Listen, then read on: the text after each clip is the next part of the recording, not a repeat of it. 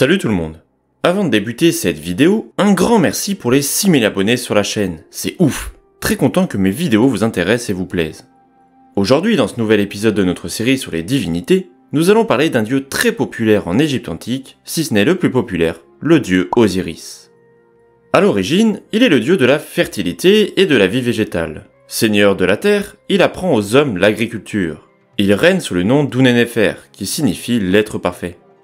Dans le mythe de la création du monde, il est le fils aîné de Geb, le dieu de la terre, et de Nout, la déesse du ciel.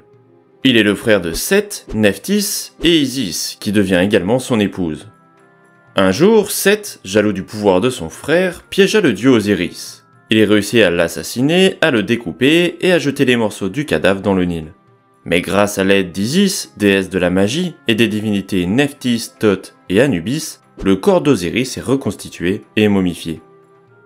C'est d'ailleurs à travers ce fameux mythe d'Osiris que le couple divin, Isis et Osiris, mettent secrètement au monde le dieu faucon Horus.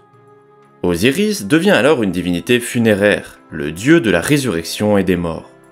En qualité de seigneur du monde souterrain, il donne aux Égyptiens l'espoir d'une vie éternelle dans l'au-delà. Il est le maître, le protecteur et le juge du défunt. De plus, il préside le tribunal d'Osiris, où il effectue la pesée de l'âme du défunt. C'est pourquoi il est très souvent représenté dans les tombes des Égyptiens de l'Antiquité.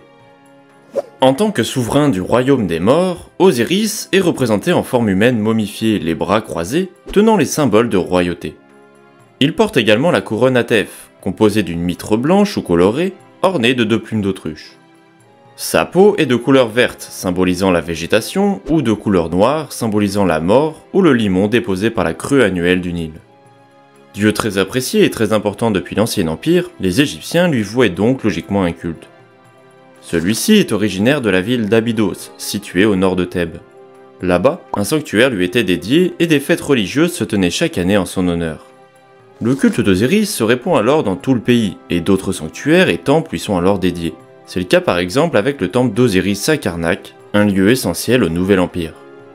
En Égypte antique, chaque défunt aspire à renaître après sa mort et donc à devenir un Osiris.